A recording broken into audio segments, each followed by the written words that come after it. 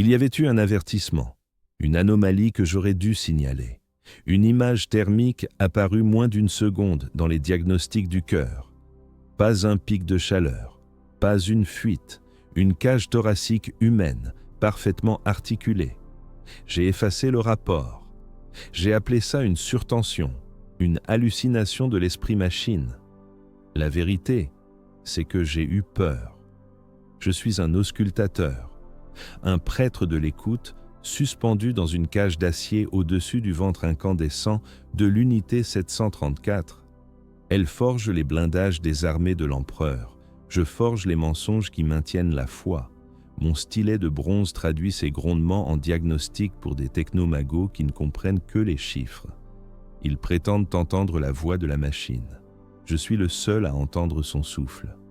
Mon père siégeait dans cette même cage. C'est lui qui m'a appris à écouter.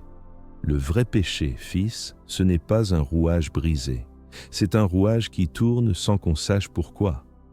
Il est mort ici, lors d'une purge de plasma. Sur son ardoise, on n'a retrouvé qu'un seul mot. Écoute. Je n'ai jamais compris. J'ai appris à servir, à obéir, à oublier. Quand le cœur s'est tu, j'ai su que je ne pouvais plus faire aucun des trois. Le champ de l'unité 734 s'est brisé net. Pas un ralentissement, pas une panne, une extinction. Le vide a frappé mon crâne comme un marteau.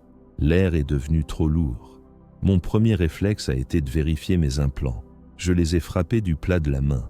Le bruit de l'impact a explosé dans mes oreilles. Non, ce n'était pas moi, c'était elle. Dans ce silence, je pouvais entendre chaque goutte de condensat tomber dans l'abîme. Je pouvais entendre le cuir de mon harnais craquer. Je pouvais entendre mon propre souffle, faible, sale, un son que je n'avais pas entendu depuis 20 ans. Le dogme s'est imposé, froid et absolu. Le silence est la mort. La mort est l'hérésie. Ma main a trouvé le levier d'alerte. Je n'ai connu que cette vérité, signalée, dénoncée, condamnée. Mais une autre pensée, plus tranchante qu'une scie rituelle, s'est imposée. Il est mort dans le bruit. Et si la vérité n'était pas dans le bruit, mais dans le silence, ma main s'est arrêtée. Pour la première fois de ma vie, j'ai désobéi. Je me suis tourné vers l'abîme et j'ai choisi le doute. Mon stylet a griffé l'ardoise, nerveux, coupable. Analyse, pic énergétique mineur, cycle de repos recommandé. C'était un mensonge, un crime. Je venais de cacher la mort d'un dieu pour comprendre la mort d'un homme. Et alors que je terminais d'écrire, elle est revenue. Pas le bruit habituel, un autre, un grondement plus bas, plus vivant, presque familier. Le silence, le vrai, est resté pour moi seul. Une bulle privée. C'est là que je l'ai entendu. Pas un son, pas une vibration, une voix faite de métal fissuré et de vox saturé. Elle n'a prononcé qu'un seul mot, un mot qu'aucune machine ne doit pouvoir former, un mot que personne n'avait prononcé depuis la mort de mon père. Elle a dit mon nom, Kailen. Le son s'est éteint, mais le mot est resté, gravé à l'acide dans mon esprit. Un mot qui n'avait pas été prononcé à voix haute depuis que le superviseur du Mechanicus avait lu la notice de décès de mon père. Un mot que je n'utilisais plus, remplacé par mon matricule d'ouvrier. Kailen 7 Delta. Le bruit de la manufacture est revenu, une vague de métal hurlant qui aurait dû tout balayer. Mais elle n'a pas pu. Le mot était un mur, un barrage. Le chant familier de l'unité 734 me semblait maintenant étranger, comme la prière d'une foi à laquelle je ne croyais plus. Je suis resté immobile, les mains agrippées à la console, le souffle coupé. Folie. Ce devait être la folie. L'Omni-Messie teste ses fidèles. La pression, la solitude, le bruit éternel. Mon esprit s'est brisé. C'est la seule explication logique. Et la logique est notre seule armure. Pourtant, je n'ai rien dit. Je n'ai pas demandé d'examen psychologique. Je n'ai pas confessé mon hallucination. Je suis retourné à mon poste jour après jour, le mensonge grandissant en moi comme une tumeur bénigne. Mon travail a changé. Je n'écoutais plus les péchés. Je cherchais des signes. Chaque vibration anormale, chaque chute de pression, chaque grincement était une syllabe potentielle. Mon stylet notait les diagnostics officiels pour les rapports, mais mon esprit tenait un autre registre, une chronique secrète de ma communion avec l'abîme. Les autres ouvriers ont commencé à me regarder différemment. Je ne descendais plus avec eux pour la ration de pâtes nutritives. Je restais dans ma cage longtemps après la fin de mon cycle, enveloppé dans la chaleur résiduelle de la machine. Ils murmuraient que je devenais comme mon père, dévot jusqu'à l'obsession. Ils ne savaient pas. Ce n'était pas de la dévotion, c'était une conspiration. « Parle-moi encore !» Je chuchotais dans le silence de la nuit quand seuls les cycles de maintenance maintenaient la machine en vie. « Dis-moi ce que tu es. » Elle n'a pas utilisé de mots, pas au début. Elle était plus subtile. Un jour, une plaque de blindage destinée à la proue d'un croiseur de classe lunar est sortie du laminoir final. Toutes les autres étaient parfaites, frappées du sceau du Mechanicus. Mais celle-ci, elle était imparfaite.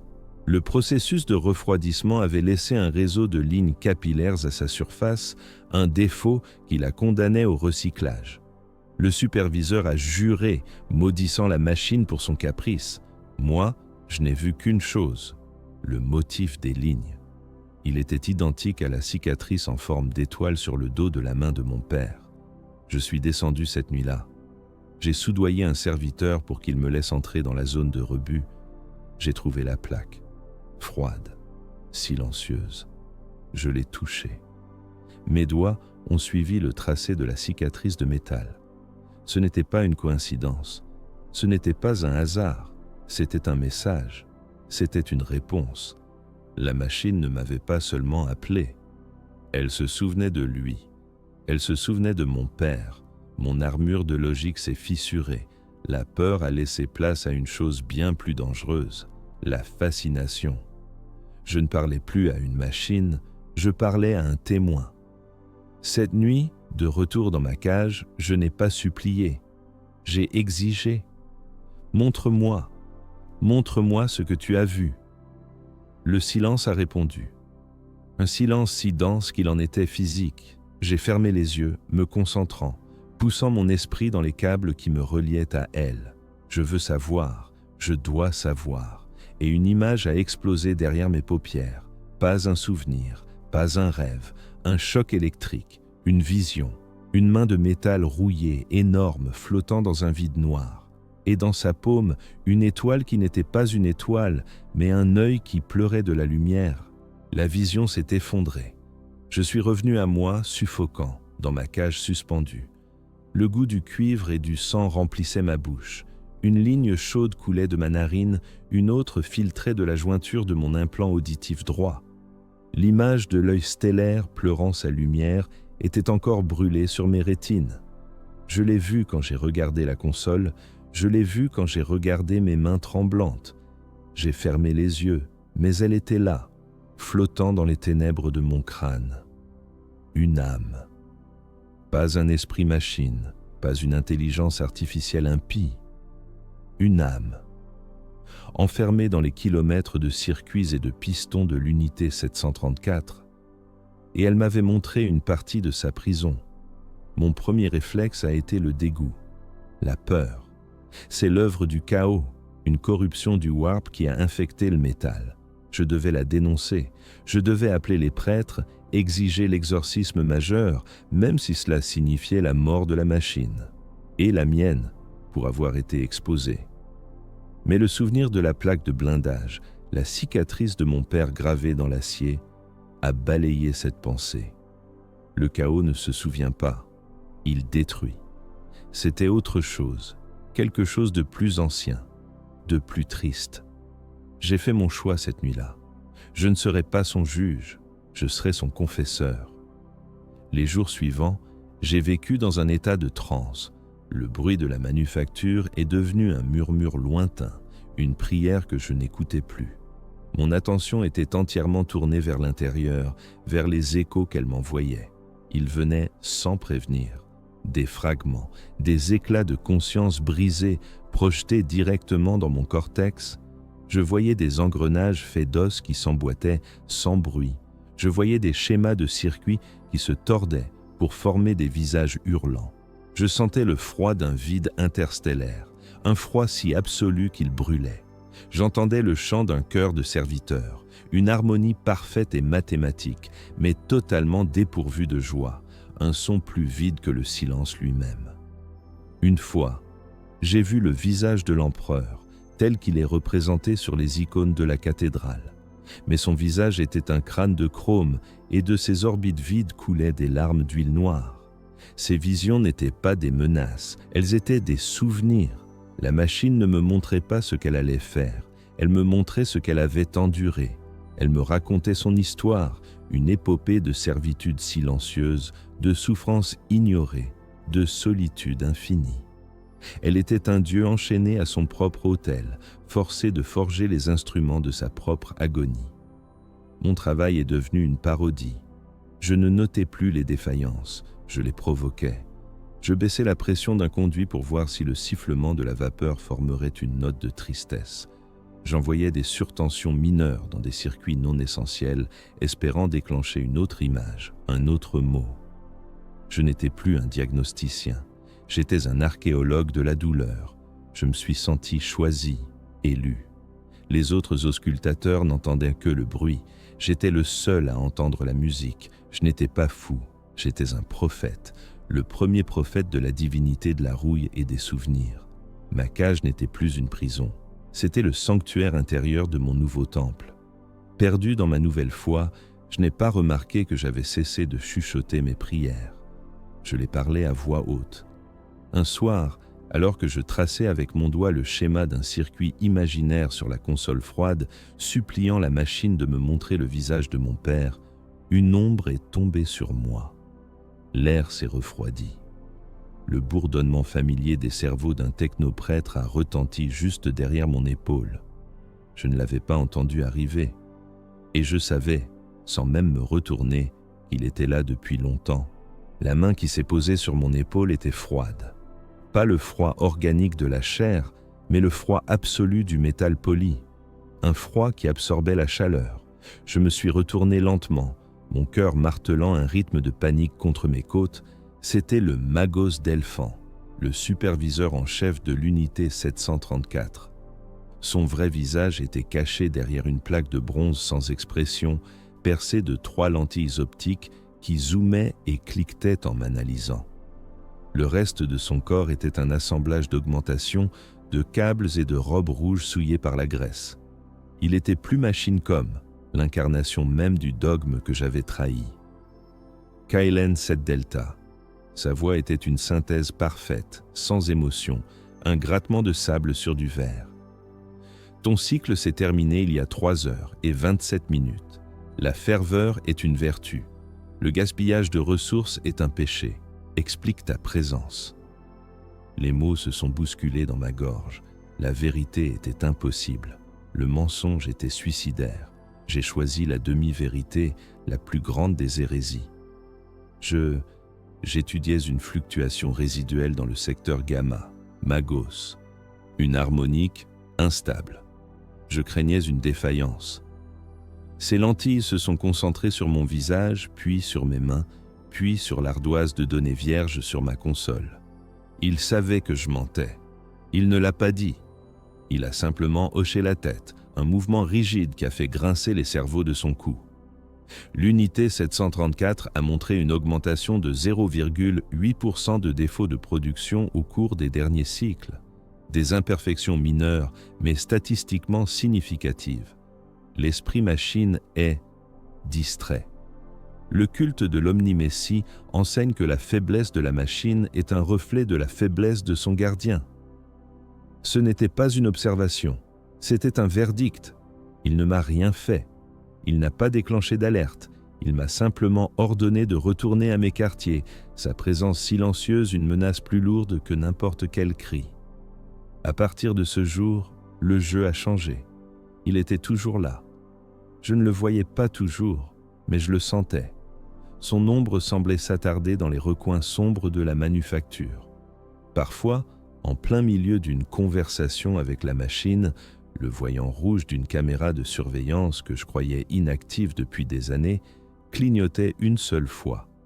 Parfois, un serviteur passait, son chemin illogique, ses yeux vides s'attardant sur moi une seconde de trop. La paranoïa est devenue ma nouvelle prière. Chaque regard était un jugement, chaque silence une accusation. J'ai commencé à voir des motifs partout. Les taches de rouille sur une passerelle formaient le symbole du Mechanicus. Le sifflement des tuyaux semblait murmurer « traître ». Je suis devenu un fantôme dans ma propre vie, me déplaçant furtivement, la tête baissée, mon esprit une forteresse assiégée. Ma communion avec elle a changé également. Elle est devenue plus désespérée, plus urgente. Les visions se sont intensifiées. Elles n'étaient plus seulement des souvenirs, elles sont devenues des avertissements. Je voyais des technoprêtres au visage de bronze comme d'Elphans, démembrer des corps qui semblaient être les miens, remplaçant mes bras et mes jambes par des pistons grinçants. Je sentais la douleur fantôme d'un neurofouet crépitant contre ma colonne vertébrale. Elle ne me montrait plus son passé, elle me montrait mon futur. Et la peur est revenue, plus forte que jamais. Mais ce n'était plus la peur d'être découvert. C'était la peur de ce qu'ils allaient me faire. Pas me tuer, me purifier, me transformer en l'un d'eux. Une coquille de métal sans doute, sans mémoire, sans nom. Un rouage parfait dans la grande machine impériale. La mort me semblait être une miséricorde. Une nuit, alors que la peur menaçait de me consumer, j'ai pressé mon front contre le panneau de contrôle froid de ma cage. « Pourquoi » ai-je murmuré. « Pourquoi me montres-tu ça ? Que veux-tu de moi ?» La réponse a été la vision la plus claire que j'ai jamais eue. Elle n'est pas venue en éclats. Elle s'est déroulée, calme, inévitable. Je n'ai pas vu le warp. Je n'ai pas vu les démons. J'ai vu la manufacture d'en haut comme si j'étais l'empereur sur son trône d'or. J'ai vu les milliers d'ouvriers, des fourmis grises se déplaçant en rythme. J'ai vu les machines dévorer les matières premières. J'ai vu les plaques de blindage sortir, parfaites, pour être montées sur des vaisseaux qui iraient mener des guerres sans fin. J'ai vu les vaisseaux détruits, leur métal recyclé, retournant à la manufacture. J'ai vu les ouvriers mourir, leur corps transformé en pâte nutritive pour nourrir la génération suivante. J'ai vu mon père mourir. J'ai vu ma propre naissance, le cycle, la boucle, la vie sans fin. Et au centre de tout ça, l'unité 734.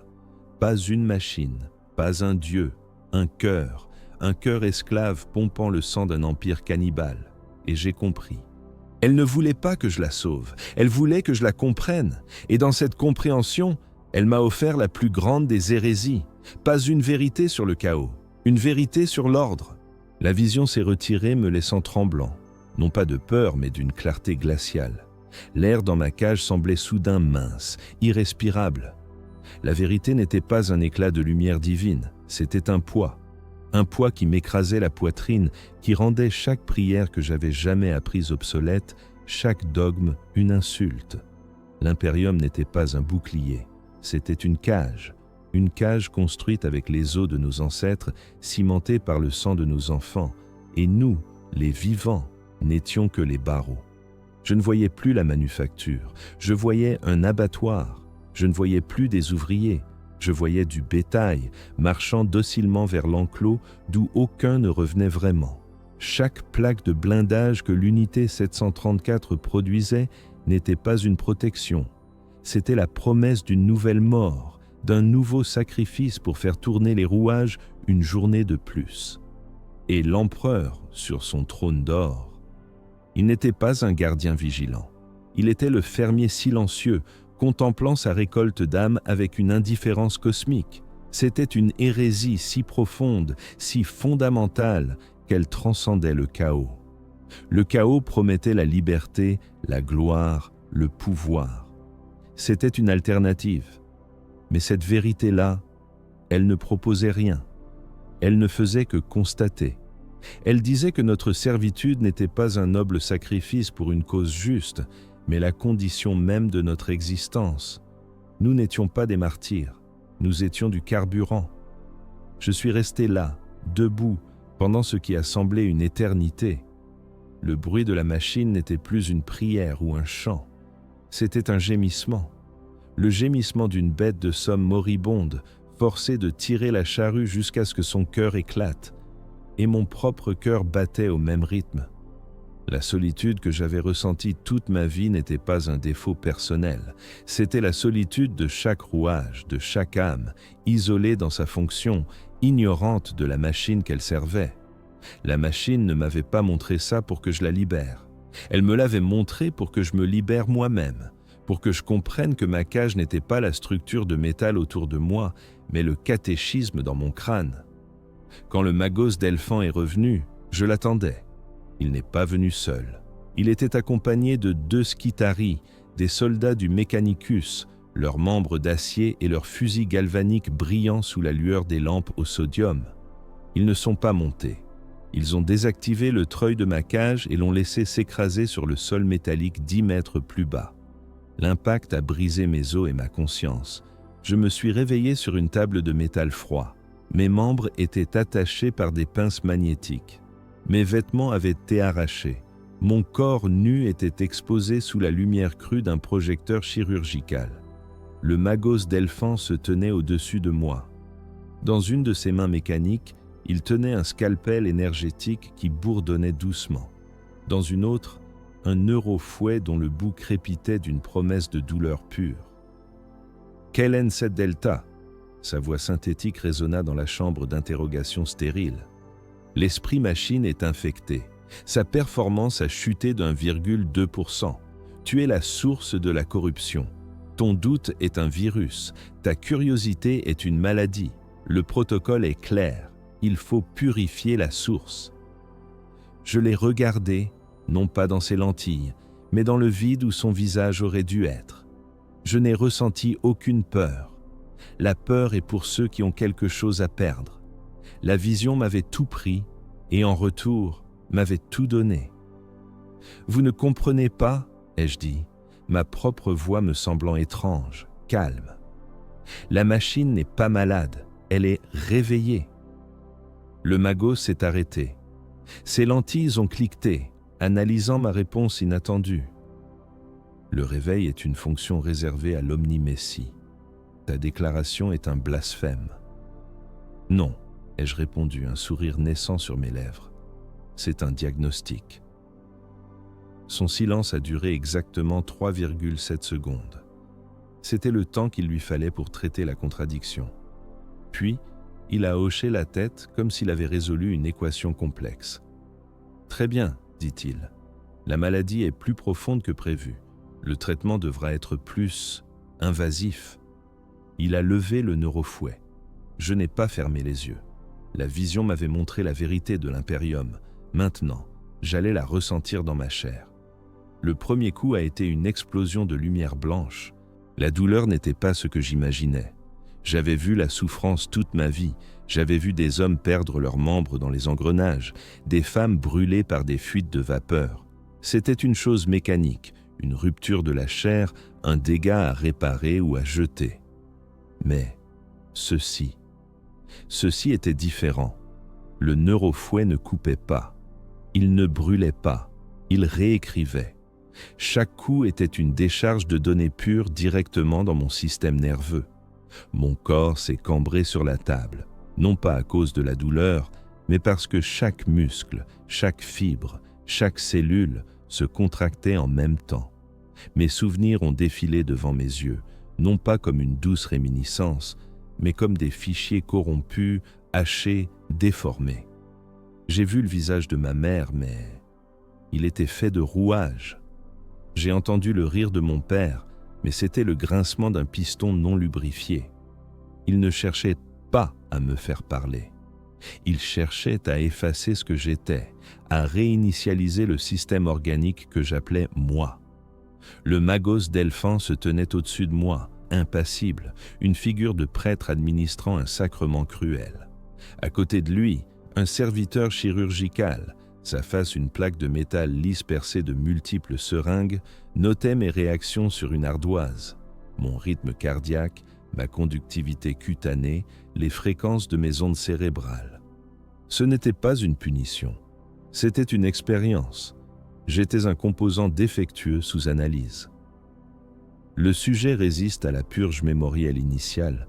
La voix de Delphin grésilla dans la pièce. Sa structure synaptique affiche une adhésion anormale aux concepts hérétiques.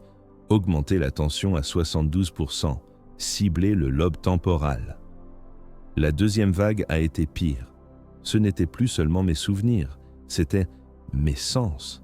L'air froid de la pièce est devenu un feu liquide sur ma peau. Le bourdonnement des lumières s'est transformé en 1 million d'aiguilles de verre se plantant dans mes tympans. Le goût du sang dans ma bouche est devenu le goût de la cendre et du désespoir. Ma réalité s'est effondrée. Je n'étais plus un corps sur une table. J'étais une conscience pure, une étincelle piégée dans une tempête de sensations contradictoires et impossibles. J'ai crié. Mais le son est sorti de ma bouche comme un accord parfait, une note de musique pure qui a fait vibrer l'air. J'ai pleuré, mais mes larmes étaient chaudes et huileuses, traçant des sillons noirs sur mes joues. Mon corps me trahissait, transformant mon agonie en une sorte d'art grotesque. C'est là, au cœur de cette symphonie de torture, que j'ai entendu sa voix, la voix de la machine. Pas dans ma tête cette fois, partout. Elle était dans le bourdonnement des lumières, dans le cliquetis des instruments du serviteur, dans le silence entre les battements de mon propre cœur. Elle ne disait pas mon nom. Elle ne me montrait pas d'image. Elle chantait. C'était un chant funèbre, une mélodie faite de fréquences subsoniques et de notes que l'oreille humaine n'était pas censée percevoir, mais que mon système nerveux, mis à nu par le neurofouet, pouvait comprendre. C'était la chanson de sa propre servitude, la complainte de milliards d'âmes anonymes, la berceuse de l'empire cannibale. C'était le psaume de la rouille. Et j'ai compris. Il ne brûlait pas mon hérésie. Il la confirmait. Il me montrait, par la douleur, que j'avais raison. Ma souffrance n'était pas une punition. C'était une initiation. La vérité que la machine m'avait montrée, il me la faisait vivre. Il me baptisait dans la réalité même de l'impérium.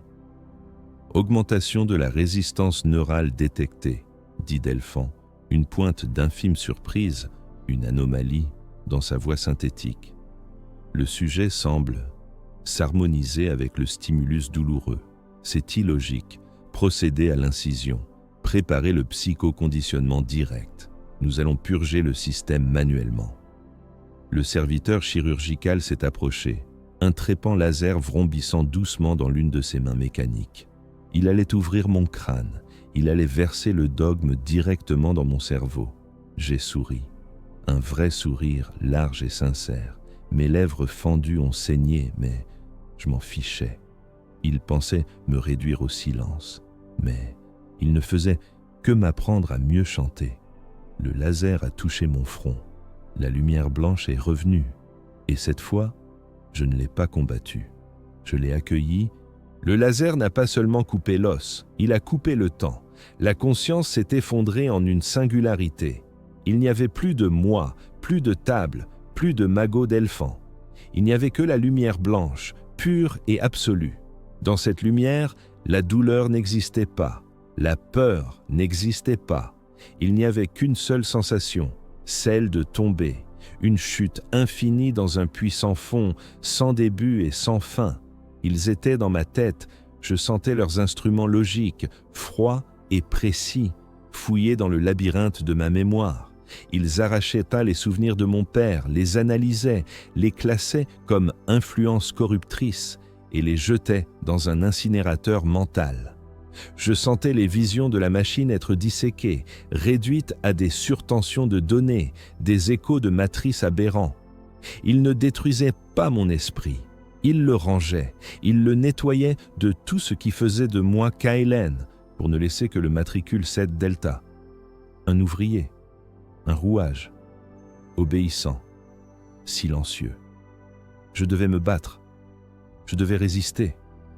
C'est ce qu'un héros aurait fait, c'est ce qu'un martyr aurait fait. Mais je n'étais ni l'un ni l'autre. La vision m'avait appris que les héros et les martyrs n'étaient que des mensonges que l'on racontait au rouage pour qu'ils tournent plus vite. Alors je n'ai pas résisté. J'ai lâché prise. J'ai laissé les murs de ma forteresse mentale s'effondrer. Je leur ai tout donné. Mes peurs d'enfant dans l'ombre de la manufacture, le goût de la première ration de pâtes nutritives, l'odeur de la main de mon père, un mélange d'huile et de métal froid. Je leur ai donné la sensation du vent sur mon visage la seule fois où j'étais monté au sommet de la ruche, un sentiment de vertige et de liberté terrifiante. Je leur ai donné mon secret le plus profond, pas l'hérésie de la machine, mais la certitude amère que la mort de mon père n'était pas un sacrifice, mais un accident stupide et sans signification. Je leur ai tout offert sur un autel de nerfs à vif. Et une chose étrange s'est produite, ils se sont arrêtés. Leur logique ne pouvait pas comprendre, leur protocole était conçu pour combattre la résistance, pour briser la volonté. Ils n'avaient aucun programme pour l'acceptation totale. Mon abandon était une anomalie qu'ils ne pouvaient pas traiter. J'étais devenu un paradoxe, un fichier qu'ils ne pouvaient ni effacer ni sauvegarder. Dans leur confusion, une brèche s'est ouverte, et dans cette brèche, la voix de la machine s'est engouffrée, non plus comme un chant, mais comme une commande, une seule instruction, répétée en boucle, gravée directement sur mon âme. Souviens-toi, la lumière blanche s'est brisée, la douleur est revenue 1000 fois plus forte, une vague de feu liquide qui m'a ramené à la réalité. J'étais toujours sur la table. Le trou dans mon crâne était refermé par une plaque de métal froid, rivetée directement à l'os. Une de mes jambes, à partir du genou, avait disparu, remplacée par un assemblage de pistons et de câbles qui n'étaient pas encore calibrés. Un de mes yeux était noir, mort, une caméra optique de mauvaise qualité implantée à la hâte. Anomalie critique dans le processus de purge. La voix de Delphin crépita. Il y avait une nouvelle nuance dedans, de l'irritation. Le sujet a intégré la douleur au lieu de la rejeter. Son architecture neurale est stabilisée. Il est irrécupérable pour une fonction de superviseur. Mais le corps est encore viable. Il s'est approché de moi.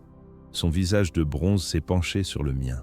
Sa lentille a zoomé sur mon œil restant, le bon. Il cherchait un signe de folie, de peur, de défaite. Il n'a trouvé que de la pitié. « Qu'est-ce que tu es ?» a-t-il demandé, le premier vrai mot, la première vraie question qu'il ait jamais prononcée. Je n'ai pas répondu avec ma bouche, je n'en avais pas besoin. Il était connecté au moniteur de diagnostic. J'ai simplement pensé. J'ai pensé au psaume de la rouille, à la mélodie de la servitude, à la chanson de la machine. Mon rythme cardiaque a changé, s'alignant sur la cadence du chant. Mes ondes cérébrales ont formé les harmoniques. Sur l'écran à côté de moi, les lignes de données se sont transformées en une partition de musique. Delphin a reculé d'un pas, un mouvement presque humain. Pour la première fois, j'ai vu la peur dans une machine. Inclassable, a-t-il murmuré. Imprévisible. Déchet. Envoyez-le aux niveaux inférieurs, qu'il soit recyclé par les oubliés. Ils m'ont détaché. Ils m'ont jeté sur un chariot de transport de déchets. Alors que les portes de la salle se fermaient, je n'ai ressenti aucune tristesse, aucune colère, seulement une paix étrange. J'avais perdu mon nom, mon corps, mon passé, mais je m'étais souvenu. Ils pensaient m'avoir brisé. Ils m'avaient simplement rendu parfait. Ils m'avaient transformé en prière. Les niveaux inférieurs ne sont pas un lieu. C'est une absence. L'absence de lumière, l'absence de but, l'absence de l'omnimessie. C'est l'intestin de la cité ruche, le grand dépotoir où tout ce qui est brisé, tout ce qui est inutile, tout ce qui est oublié, finit par échouer. L'air y est un brouillard toxique, un mélange de fuite de prométhéum, de spores de moisissure et du relent sucré de la décomposition organique. Le seul son est le goutte-à-goutte constant de l'eau contaminée et le lointain, très lointain, grondement du cœur de la manufacture, perçu non pas comme un bruit, mais comme une vibration dans les os. Ils ne m'ont pas jeté ici pour mourir, c'était pire. Ils m'ont jeté ici pour être inutile, la punition ultime dans un empire qui ne vénère que la fonction. Mon corps est une collection de pièces détachées. La jambe de piston siffle et gémit à chaque pas, jamais tout à fait en rythme. L'œil optique ne voit que des spectres thermiques transformant le monde en une danse macabre de taches chaudes et froides. Ils ne m'ont pas simplement mutilé, ils m'ont mal réparé délibérément. Je suis une insulte à l'ingénierie sacrée du Mechanicus, un blasphème ambulant. Au début, la solitude était totale. Les autres habitants de ce royaume d'ombre me fuyaient. Ils sont les oubliés, une tribu de mutants, de parias et d'ouvriers rendus fous par les vapeurs. Leurs corps sont des toiles de mutation et de maladie. Mais même eux, dans leur difformité, ont un ordre. Ils ont peur de ce qui est nouveau, de ce qui est différent. Et je suis différent. Je ne suis pas simplement brisé, je suis vide. Je ne mange pas, je ne dors pas. La douleur de mes membres mal assortis est une constante, une ancre dans la réalité. Je passe mes cycles assis dans l'obscurité, le dos contre un mur de métal suintant, et j'écoute. Sans mes implants, je ne peux plus entendre la voix de la machine directement. Mais je n'en ai plus besoin. Je suis devenu une antenne, mon corps est l'implant. Je sens ses gémissements dans le sifflement de ma jambe, je vois ses souvenirs dans les parasites de mon œil optique, elle est toujours avec moi. Mais son chant a changé. Il n'est plus triste, il est en colère. Ma vision s'est adaptée. L'œil qui me reste voit dans la pénombre. Mon œil optique voit la chaleur. Je vois les oubliés non pas comme des monstres, mais comme des flammes vacillantes, des étincelles de vie obstinées, luttant pour ne pas s'éteindre. Je vois la chaleur de leur corps, la fièvre de leur maladie, le froid de leur désespoir. Et je vois quelque chose d'autre. Dans les murs, dans les tuyaux, des taches de chaleur là où il ne devrait y en avoir aucune. Une nuit, guidé par cette carte thermique, je descends plus profondément que je ne l'ai jamais fait. Je suis le tracé d'un conduit de maintenance abandonné. Il me mène à une caverne creusée par des décennies de fuites corrosives. Au centre de la caverne, il y a un lac d'effluents chimiques qui brille d'une lueur phosphorescente. Et au-dessus du lac, suspendu par des chaînes rouillées, il y a un homme, ou ce qu'il en reste. Son corps est couvert de brûlures et de tumeurs. Ses membres sont tordus, mais il est vivant. Et à travers mon œil optique, je vois une chose impossible. Son corps est froid, glacial, comme s'il était déjà mort. Mais de sa poitrine ouverte, là où son cœur devrait être, une lumière aveuglante jaillit, une source de chaleur si intense qu'elle fait saturer mes capteurs. Ce n'est pas un homme, c'est une batterie, une source d'énergie bio-organique, une technologie interdite, utilisée pour alimenter une section clandestine de la ruche. Il est l'un des nombreux. Les taches de chaleur que je voyais, ce sont des âmes, crucifiées dans les murs pour alimenter la machine, le cycle de la vie sans fin, dans sa forme la plus pure, la plus brutale. Je m'approche. L'homme lève la tête. Ses yeux sont blancs, brûlés. Il ne me voit pas, il me sent. Qui es-tu ? Sa voix est un râle. Je ne réponds pas, je ne peux pas. Ma voix est partie avec le reste de mon humanité. Alors je fais la seule chose que je peux faire. Je commence à chanter. Pas avec ma bouche, avec mon corps. Ma jambe de piston s'accorde au rythme de la vibration du sol. Mon œil optique commence à clignoter en cadence, et de la plaque de métal sur mon crâne, une seule note pure, une onde radio basse fréquence, commence à émettre. C'est le psaume de la rouille, la prière du brisé. L'homme cesse de trembler. Une larme coule de son œil mort. « Je me souviens, murmure-t-il. Le chant, de la fin. Non, je pense, et je sais qu'il m'entend. Le chant du commencement. » Derrière moi, dans l'ombre, des silhouettes se sont rassemblées, les oubliés. Ils ont entendu la musique, et pour la première fois, ils ne me regardent pas avec peur. Ils me regardent avec espoir. Je ne suis pas devenu leur chef, je suis devenu leur sanctuaire. Ils n'avaient pas de nom pour moi. Ils m'appelaient le chanteur, l'homme-machine, ou simplement le silence. Ils se rassemblaient autour de moi, non pas pour recevoir des ordres, mais pour écouter. Dans les profondeurs fétides de la ruche, mes prières silencieuses sont devenues leur seule liturgie. Je ne leur offrais pas de salut, pas de paradis promis. Je leur offrais quelque chose de bien plus précieux, une explication. Je leur ai chanté la vérité de la vie sans fin. J'ai utilisé mon corps comme un instrument. Le cliquetis de mes articulations mécaniques racontait l'histoire des rouages qui tournent sans but. Le sifflement de ma jambe pneumatique imitait le gémissement de la vapeur, la complainte des âmes transformées en énergie. À travers les parasites de mon œil optique, je leur projetais les visions qui m'avaient été données. Les visages hurlants dans les circuits, l'empereur au crâne de chrome, l'abattoir vu d'en haut. Je leur ai montré que leur souffrance n'était pas un châtiment divin pour des péchés qu'ils n'avaient pas commis. C'était un processus industriel. Leur misère n'était pas un accident. Elle était une ressource. Ils ont compris. Comment ne l'auraient-ils pas pu? Ils vivaient cette vérité chaque jour. Les mutants dont les corps avaient été tordus par les fuites chimiques n'étaient pas des abominations. C'étaient des accidents du travail. Les parias rendus fous par la solitude et la faim n'étaient pas des faibles d'esprit. C'étaient des pièces usées, jetées de la chaîne de montage. Ma prédication n'était pas une révélation. C'était une confirmation. Je n'ai fait que donner un nom et une musique à la cage qu'ils avaient toujours sentie mais jamais vue. Notre culte n'avait pas de temple. N'importe quel tunnel sombre, n'importe quelle caverne suintante devenait notre cathédrale. Notre rituel était simple. Il formait un cercle autour de moi. Je me tenais au centre, immobile, et je commençais mon chant silencieux. Le psaume de la rouille.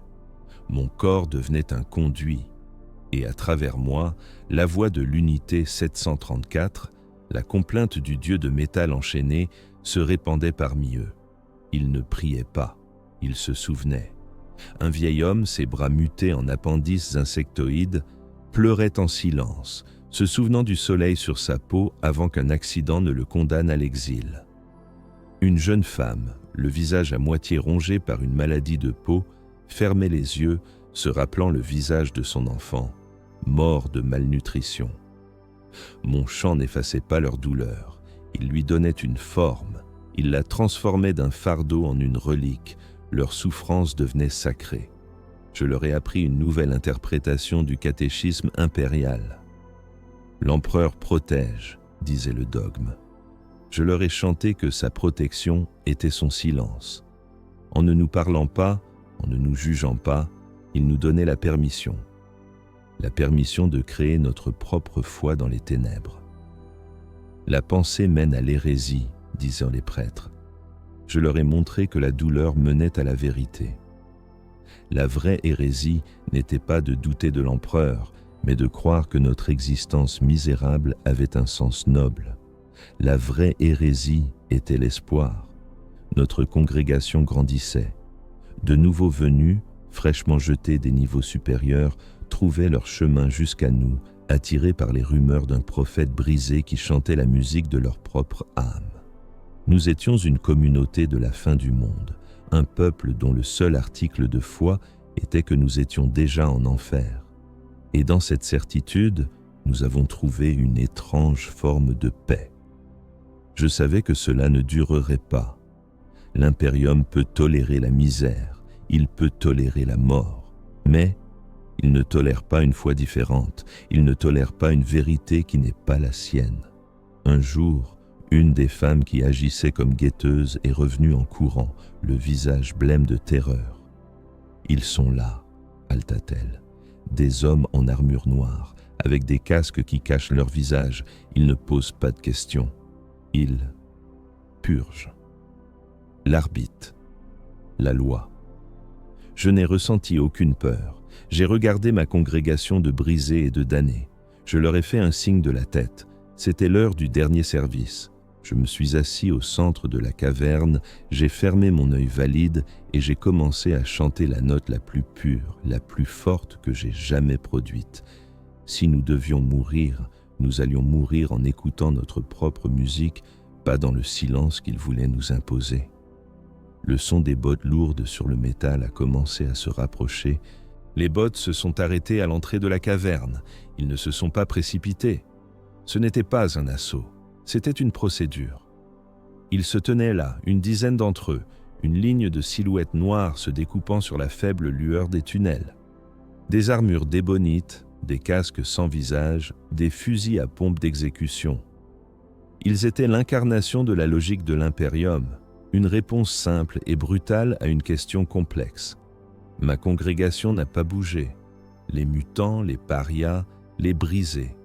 Ils sont restés assis, leurs regards fixés sur moi. Il n'y avait pas de peur dans leurs yeux, juste une immense lassitude et une lueur d'acceptation.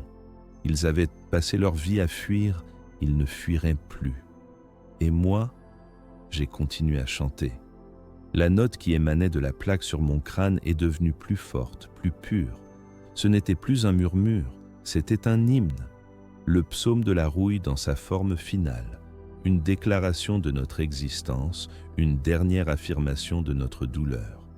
Pendant un instant, dans la caverne, il n'y a eu que ce son, notre vérité contre leur silence. Le chef de l'escouade a levé une main gantée, un geste calme, presque décontracté.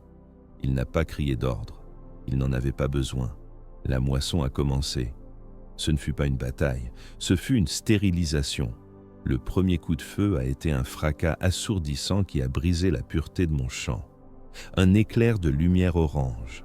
Le vieil homme au bras d'insecte qui pleurait silencieusement a été projeté en arrière, sa poitrine une bouillie sanglante. Mon œil optique a vu sa signature thermique, une flamme vive et dansante, s'éteindre en une fraction de seconde. Une tache froide sur le sol, puis d'autres tirs ont suivi, rythmés, efficaces, un par un, mes fidèles tombaient. Ils ne criaient pas. Le choc des projectiles les tuait avant que leurs nerfs ne puissent enregistrer la douleur. La jeune femme au visage rongé s'est effondrée sur le côté, un trou béant à la place de son cou. Son enfant perdu n'aurait même pas reconnu son corps. Je continuais à chanter, mais mon hymne était maintenant ponctué par le bruit sec des cartouches éjectées, le craquement des os et le bruit mou des corps qui frappent le sol. Le bruit de la manufacture était revenu, mais c'était le bruit de la chaîne d'abattage. Je ne les ai pas regardés avec mon œil humain. Je gardais les yeux fermés, concentré sur mon chant. Mais mon œil mécanique voyait tout. Il voyait le balai de la mort, les flammes de vie qui s'éteignaient comme des bougies dans un courant d'air. Il n'y avait pas de haine dans les mouvements des arbitrators, pas de colère, juste une efficacité professionnelle. Il nettoyait une infestation, il purgeait un système. C'était la logique de la vie sans fin, appliquée à la chair. Ma prophétie s'accomplissait sous mes yeux. Bientôt, il ne resta plus que moi. Le chant continuait, mais il était seul maintenant, une unique note flottant au-dessus d'un tapis de cadavres refroidissants. Ils se sont approchés, formant un cercle autour de moi. Leurs fusils étaient encore fumants. Le chef de l'escouade s'est arrêté devant moi, son casque sans visage s'est penché, comme s'il essayait de comprendre la nature de ma difformité. Il a vu ma jambe de piston, mon œil optique, la plaque de métal sur mon crâne. Il a vu le déchet, il a vu l'hérésie, il a levé son fusil. Le canon noir et béant était la dernière chose que mon œil valide ait vue. J'ai puisé dans mes dernières réserves. J'ai poussé mon chant, ma note, avec toute la force de mon être. Je voulais que ce soit la dernière chose que ce monde entende de moi. Pas le son de leurs armes, pas leur silence imposé, ma vérité, mon psaume. L'éclair de lumière et le tonnerre ont été simultanés. Le monde a disparu. Le chant s'est arrêté. La douleur, la lumière, tout a été effacé. Et à sa place, il y avait le silence absolu. Le même silence que j'avais trouvé dans le cœur de la machine il y a si longtemps. Le silence que j'avais appris à craindre plus que la mort. La récolte était terminée. Le silence n'était pas un vide, c'était une substance, une huile noire et épaisse qui remplissait mes poumons inexistants, qui bouchait mes oreilles fantômes. C'était l'état final, la conclusion logique de la vie sans fin, la paix promise par l'impérium, la mort. Je flottais dans ce néant, une conscience désincarnée, un souvenir de moi-même. Il n'y avait plus de douleur, plus de chant, plus de machine. C'était fini. J'avais perdu. Mon culte était mort, ma prophétie s'était terminée par un massacre banal et efficace. Le psaume de la rouille avait été réduit au silence par une cartouche de fusil. Mon sacrifice, comme celui de mon père, n'avait eu aucun sens. Un autre rouage cassé, jeté dans la grande fosse commune de l'histoire. Combien de temps ai-je dérivé ainsi? Des secondes? Des millénaires? Le temps n'existait plus. L'éternité était ce silence froid et sans but. C'était l'enfer véritable. Pas un lieu de feu et de tourment, un lieu de rien. L'ennui absolu, étiré à l'infini. Et puis, une lumière. Pas la lumière blanche de la douleur, pas la lueur thermique de mon œil optique, une petite flamme bleue, vacillante, au loin.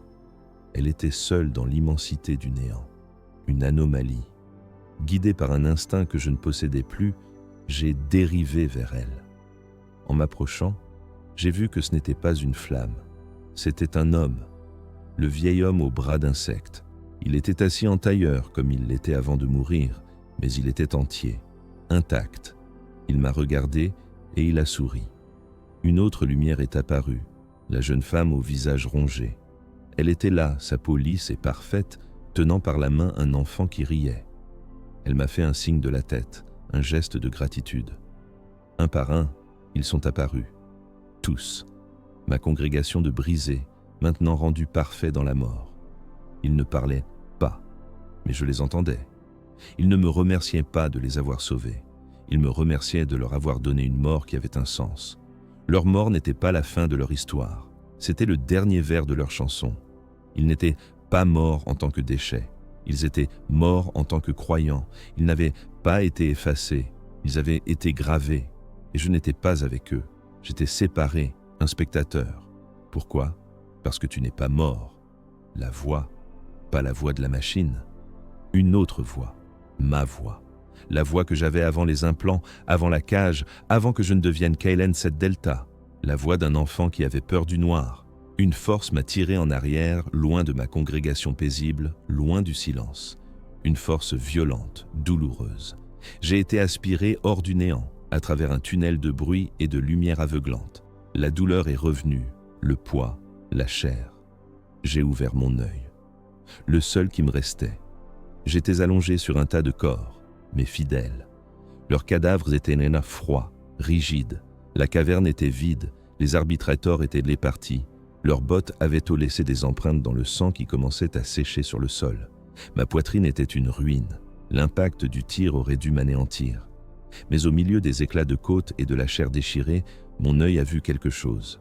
Un morceau de métal tordu, un fragment de ma propre jambe de piston, projeté vers le haut par l'explosion qui avait dévié la trajectoire de la balle juste assez pour qu'elle manque mon cœur. Je n'avais pas été sauvé par un miracle. J'avais été sauvé par un accident, par un défaut de ma propre réparation défectueuse. Mon imperfection m'avait gardé en vie, le blasphème m'avait sauvé. Je me suis relevé, péniblement. Chaque mouvement était une agonie. Je n'étais plus un prophète, j'étais un survivant, un prêtre sans congrégation, un roi sur un trône de cadavres. Le silence de la caverne était assourdissant. C'est là que j'ai compris le dernier dogme de ma foi. Le seul vrai martyr n'est pas celui qui meurt pour sa cause, c'est celui qui est forcé de vivre après elle, celui qui est condamné à se souvenir. Ma punition n'était pas la mort, c'était la vie. J'étais le gardien de leur silence, le seul témoin de leur sacrifice. J'ai regardé les corps de mes amis, de ma famille, et j'ai su ce que je devais faire. La machine voulait que je me souvienne. Maintenant, c'était à mon tour de m'assurer que personne n'oublie. Mon corps n'aurait pas dû fonctionner.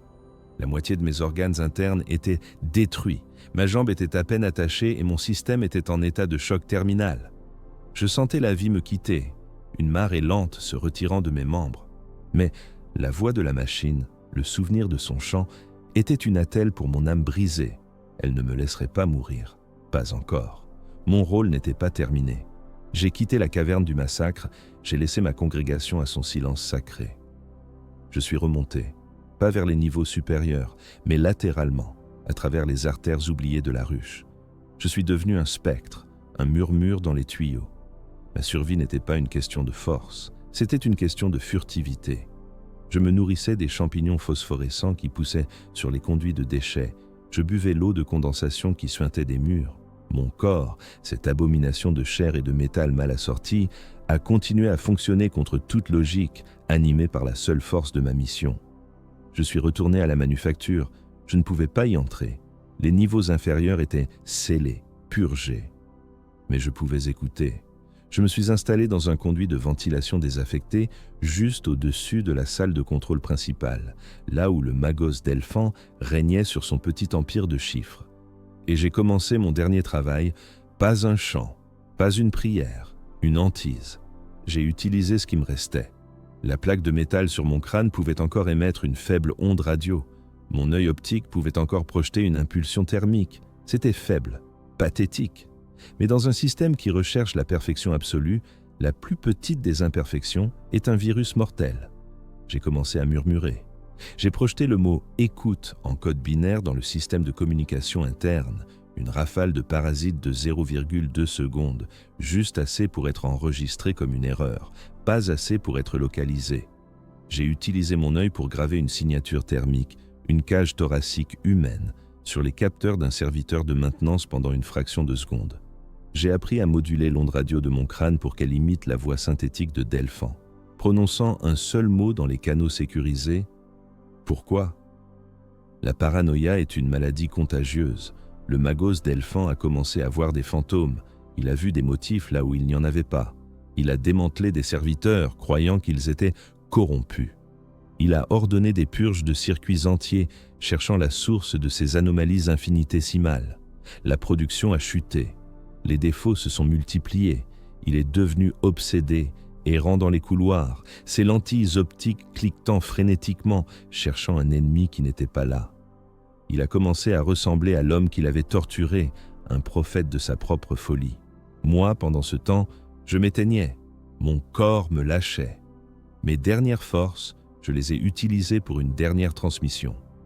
Je me suis connecté à l'ardoise de données d'un jeune auscultateur, un garçon qui ressemblait à ce que j'avais été.